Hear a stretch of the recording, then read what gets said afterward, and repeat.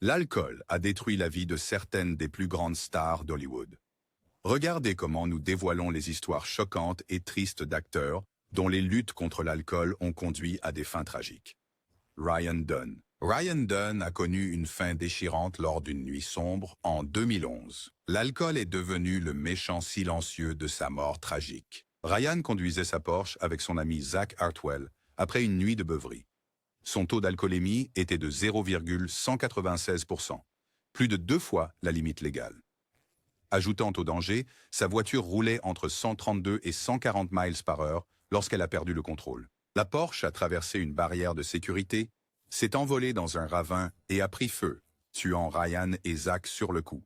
L'accident enflammé a choqué les fans et dévasté ses amis proches. Bam Margera, qui était le meilleur ami de Ryan, et aussi la star de Jackass, a qualifié cela de pire moment de sa vie.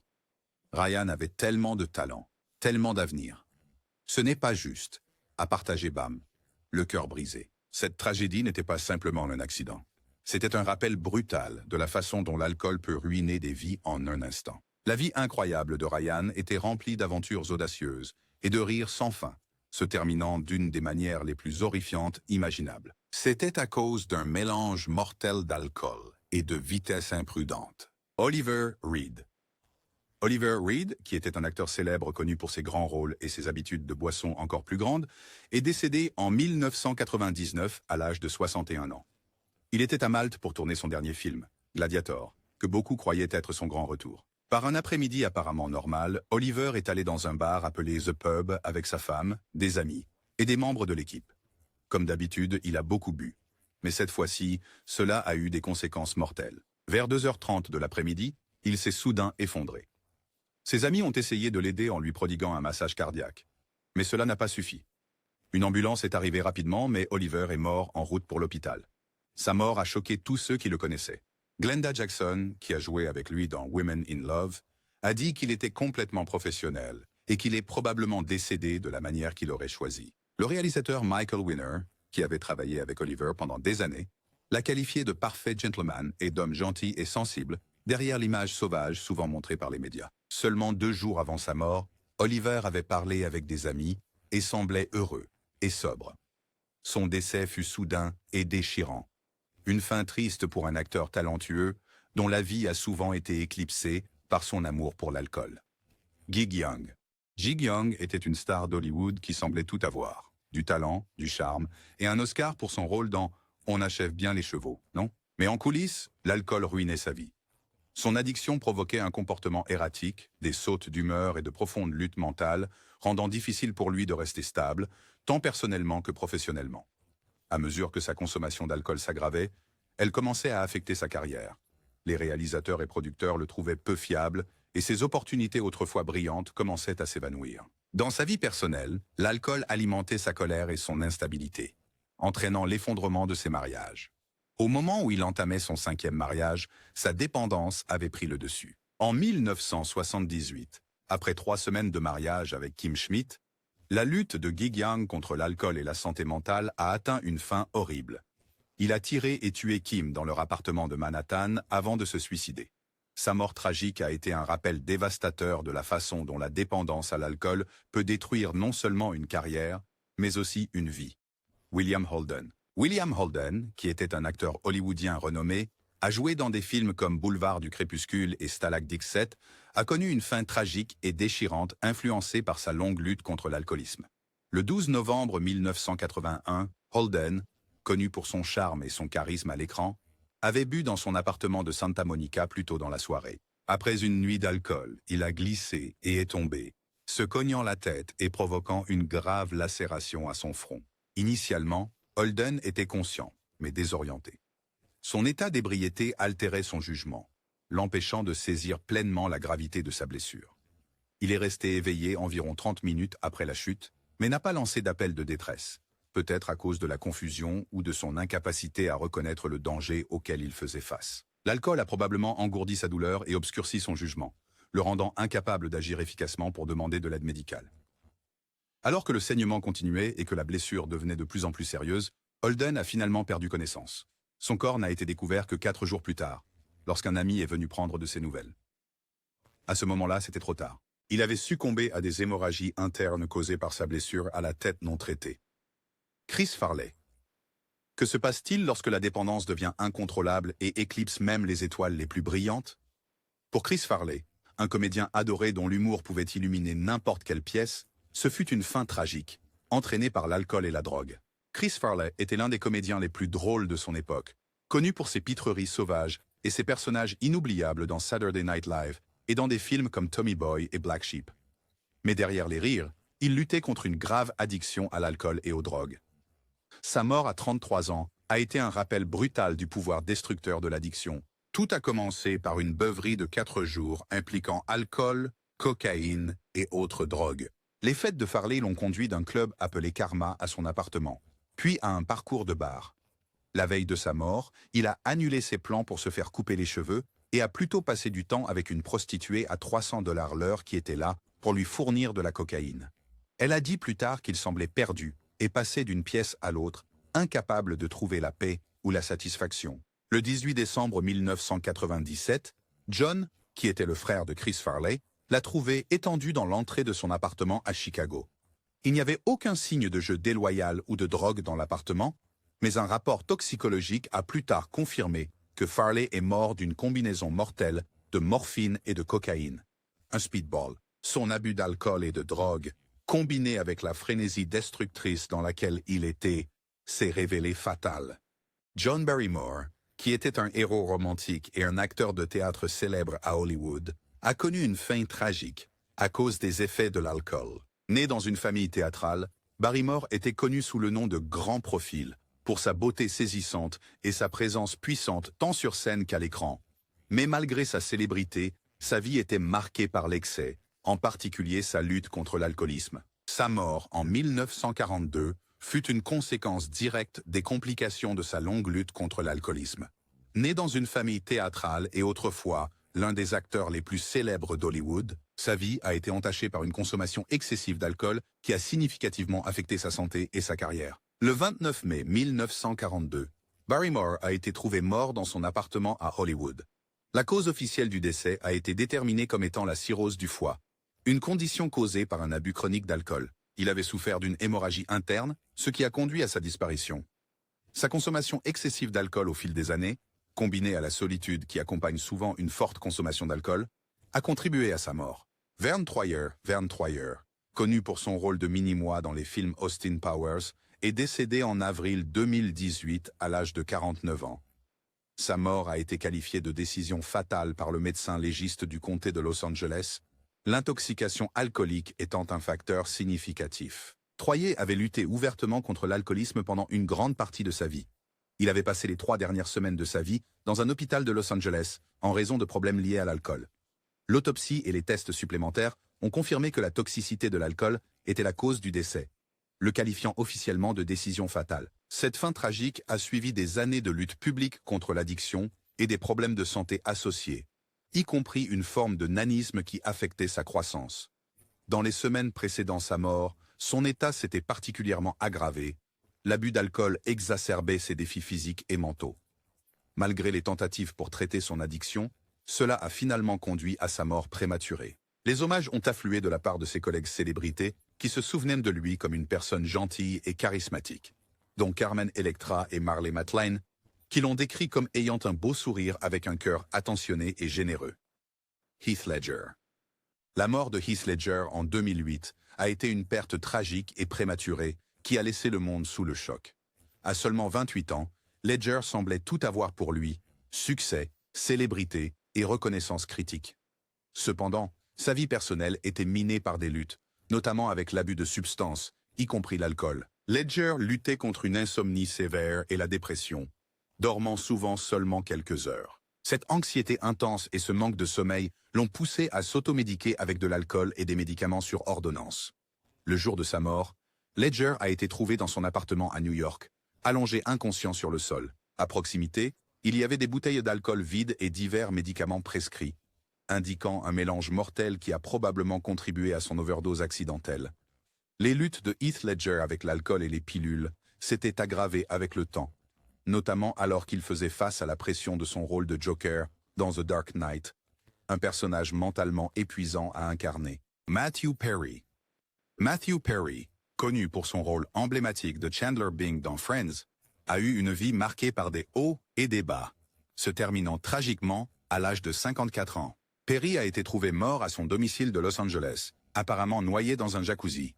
La police a écarté toute idée de jeu déloyal, mais il était clair que les luttes de Perry avec la dépendance ont joué un rôle significatif dans sa disparition. Dans ses mémoires, Friends, Lovers and a Big Terrible Thing, publié en 2022, Perry a évoqué ses combats contre l'addiction. Il a décrit sincèrement sa descente aux enfers, qui a commencé avec un accident de jet ski en 1997 qui l'a rendu accro au Vicodin. Cette addiction l'a conduit à de multiples séjours en cure de désintoxication, avec des fluctuations de poids dramatiques tout au long de la diffusion de la série en raison de sa consommation de substances. Perry a admis qu'il ne regardait pas Friends parce que cela lui rappelait trop ses luttes avec l'alcool, les opiacés, la cocaïne. Cela lui rappelait aussi comment son apparence changeait d'une saison à l'autre en raison de son addiction. Son addiction a finalement conduit à des problèmes de santé plus graves. En 2001, Perry est entré en cure de désintoxication à nouveau pour un mélange de Vicodin, de méthadone, d'amphétamine et d'alcool. Son état s'est aggravé au fil des années, culminant en une pancréatite, qui a gravement affecté sa santé et son apparence. Malgré des millions dépensés pour essayer de devenir sobre, Perry a plus tard estimé 9 millions de dollars.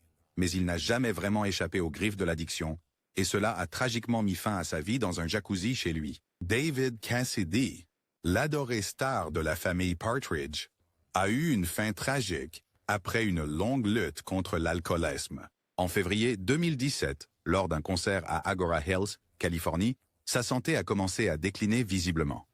Les fans ont été choqués lorsqu'il a trébuché sur scène, prononcé ses mots de manière confuse et oublié les paroles, en contraste saisissant avec l'artiste fluide dont il se souvenait. Beaucoup soupçonnaient qu'il avait rechuté dans l'alcoolisme, une crainte qui le hantait depuis le début des années 2000, lorsqu'il avait été arrêté à plusieurs reprises pour conduite en état d'ivresse et avait été admis en cure de désintoxication. L'addiction de Cassidy est devenue plus publique à chaque arrestation. De 2010 à 2014, il a été arrêté 3 fois pour conduite en état d'ivresse, l'incitant à chercher un traitement dans un centre de désintoxication en Floride du Sud. Il a admis ouvertement sa lutte, disant qu'il se sentait désespéré et pensait même qu'il pourrait mourir s'il n'obtenait pas d'aide.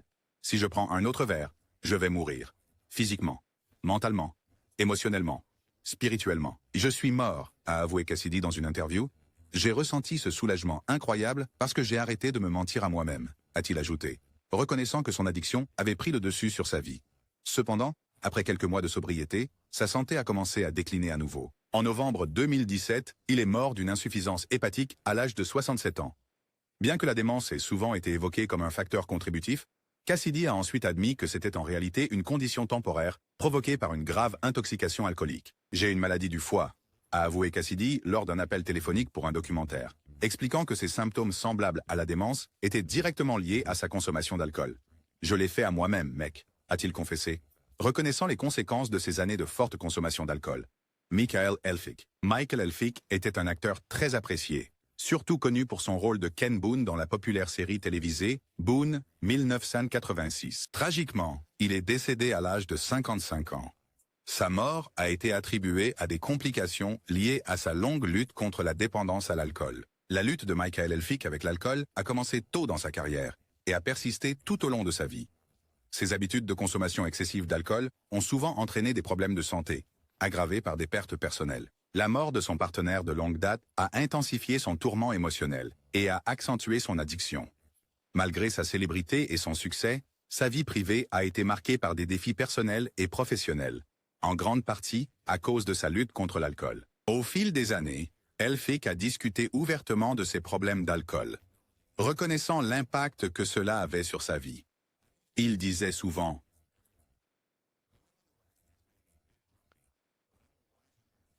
Sa franchise au sujet de son addiction reflétait sa conscience du chemin destructeur qu'il empruntait.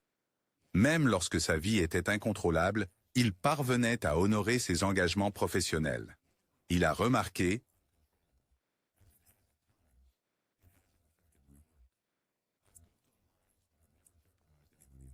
Ian Henry, né le 13 janvier 1931 à Ipswich, en Angleterre, a commencé sa carrière d'acteur avec des débuts prometteurs.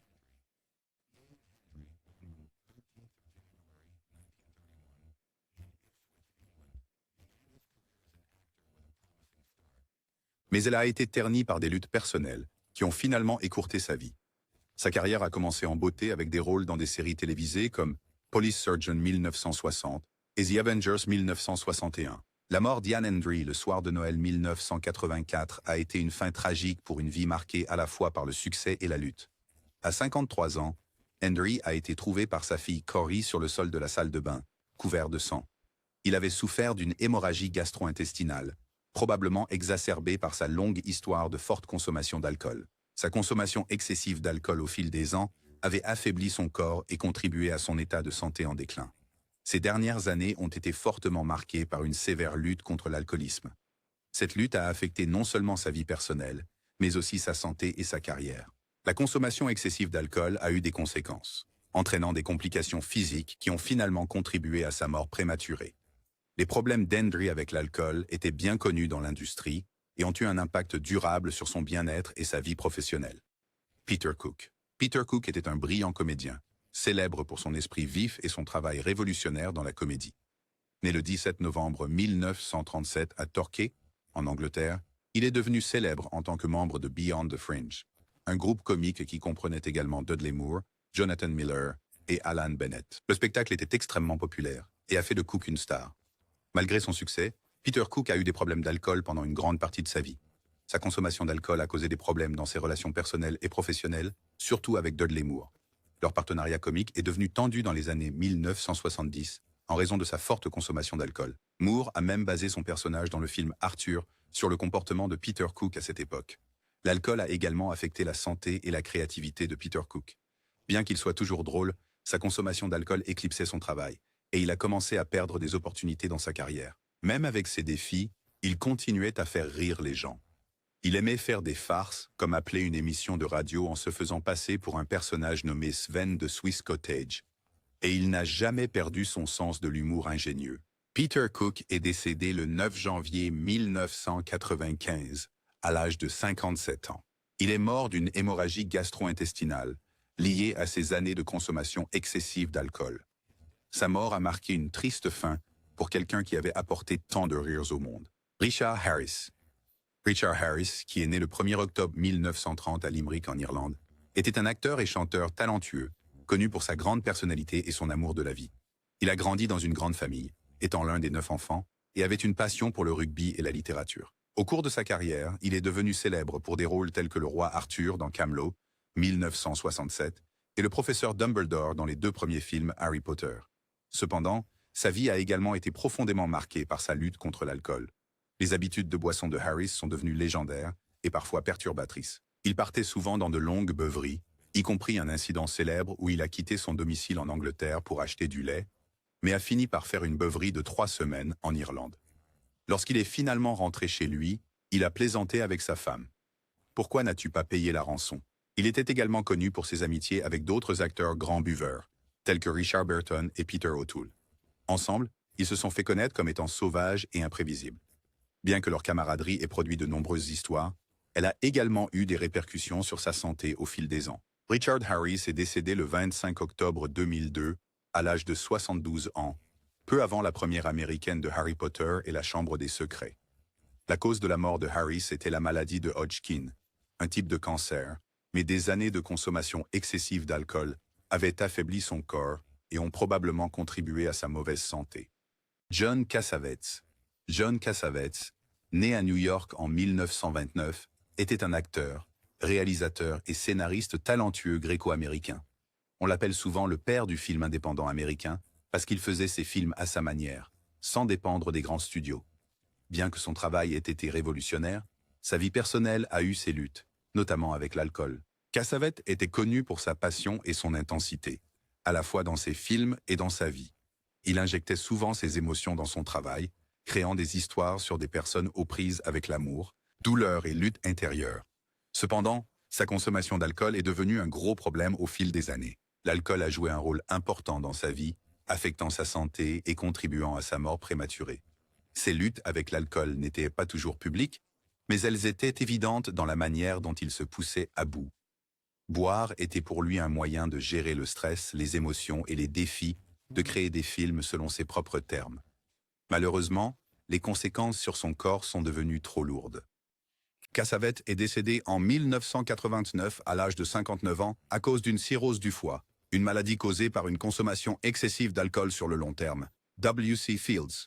W.C. Fields, né William Claude Dukenfield en 1880, a grandi dans la pauvreté à Philadelphie. Fields est devenu un célèbre comédien, acteur et jongleur, connu pour son humour incisif et ses blagues sur la boisson. Il aimait se moquer de ses habitudes de boisson, disant souvent des choses comme « Je ne bois jamais rien de plus fort que du gin avant le petit déjeuner » ou « J'ai peur que l'eau devienne une habitude ». Ces blagues sont devenues une grande partie de son image publique. Bien que Fields plaisantait souvent sur la boisson et était rarement vu sans un verre, les personnes qui le connaissaient disaient qu'il ne l'avait presque jamais vu ivre. Boire faisait partie de son numéro, mais il restait maître de lui-même et ne laissait pas cela affecter son travail. Il a transformé son amour de l'alcool en une blague récurrente, ce qui le rendait encore plus divertissant pour son public. Il est mort le 25 décembre 1946, à l'âge de 66 ans, en grande partie à cause des effets de sa consommation d'alcool tout au long de sa vie. Sa consommation excessive d'alcool a causé de graves problèmes de santé, notamment une cirrhose du foie et des problèmes digestifs, qui ont finalement conduit à sa mort. Malgré son personnage comique et ses blagues sur la boisson, l'alcool a sérieusement affecté son corps. Errol Flynn. Errol Flynn était un acteur célèbre d'Hollywood, connu pour son charme et son style de vie aventureux. Il est né de Meryl Young, une femme aventureuse, et de Theodore Flynn, qui était biologiste. Enfant, Flynn se mettait constamment dans le pétrin et fut expulsé de nombreuses écoles. Cette nature rebelle l'a suivi à l'âge adulte. Flynn était connu pour boire beaucoup d'alcool, ce qui est devenu une grande partie de sa vie. Sur les plateaux de tournage où l'alcool était interdit, il trouvait des moyens de contourner cela, comme injecter de la vodka dans des oranges et les manger. Au fil du temps, sa consommation excessive d'alcool a causé de sérieux dommages à son corps, en particulier à son foie. Dès sa quarantaine, sa santé était en mauvais état à cause de son mode de vie. Flynn est décédé le 14 octobre 1959, à seulement 50 ans. Il est mort d'une crise cardiaque alors qu'il rendait visite à son ami, le docteur Grant Gould, à Vancouver, au Canada. Il était là pour vendre son yacht, le Zaka, en raison de problèmes d'argent. Une autopsie a révélé que son foie était si endommagé qu'il n'aurait pas vécu plus d'une année de plus. Son corps était décrit comme celui d'un homme de 75 ans, alors qu'il n'avait que 50 ans. Son amour pour l'alcool a joué un grand rôle dans sa mort précoce.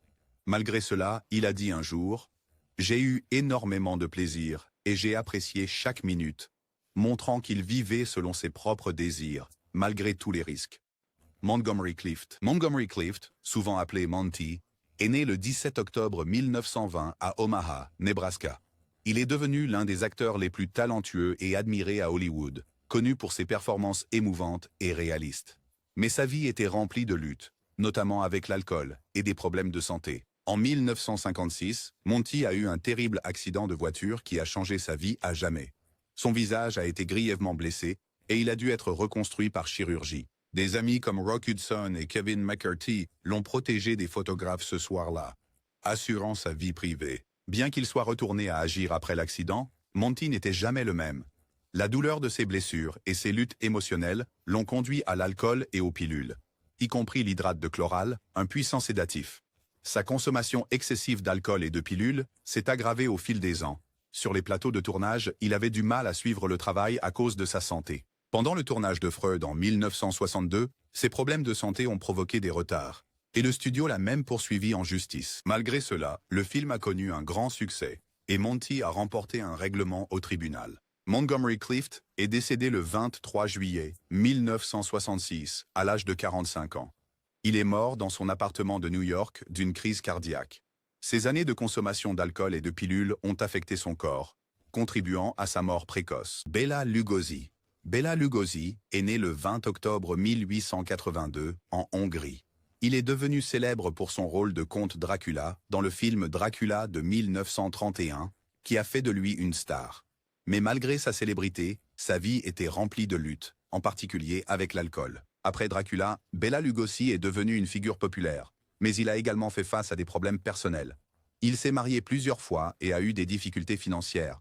En fait, au moment de sa mort, il rencontrait tellement de problèmes qu'il était en mauvaise situation financière. Il y a une rumeur selon laquelle Frank Sinatra a payé ses funérailles, mais c'est en réalité la veuve de Lugosi et ex-femme qui les a payés. Pendant sa période de besoin, Sinatra lui a envoyé un chèque de 1000 $ pour l'aider dans sa réhabilitation de la dépendance aux drogues.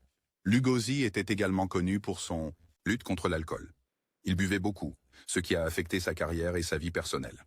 Il avait du mal à trouver un emploi stable, et beaucoup de producteurs ne le voyaient que comme un type de personnage, des rôles sombres et mystérieux comme Dracula. Il voulait jouer des personnages plus normaux et intéressants, mais ses problèmes personnels, y compris l'alcool, rendaient cela difficile. Finalement, l'alcool et la dépendance ont eu des conséquences sur lui. Bela Lugosi est mort le 16 août 1956, à l'âge de 73 ans d'une crise cardiaque. Sa mort est survenue après des années de lutte contre la dépendance, et il est décédé dans une obscurité relative et des difficultés financières. Kevin Lloyd était un acteur de l'Angleterre, surtout connu pour son rôle de Tosh Lyons dans la série télévisée britannique The Bill, 1984. Il est né le 28 mars 1949. Kevin a eu une vie difficile à cause de ses problèmes d'alcool, ce qui rendait son travail difficile. Dans sa jeunesse, Kevin s'est formé pour devenir avocat, mais il a décidé de devenir acteur à la place.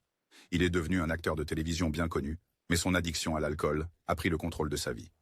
Kevin buvait beaucoup, ce qui causait des problèmes sur le plateau. Il arrivait parfois qu'il se présente ivre et qu'il ne se souvienne pas de ses répliques. Cela a conduit à son licenciement de The Bill en 1998. Après avoir été licencié, Kevin est allé dans une clinique pour essayer d'arrêter de boire. On lui a donné des médicaments pour l'aider à rester sobre, mais il a quitté la clinique pour boire à nouveau.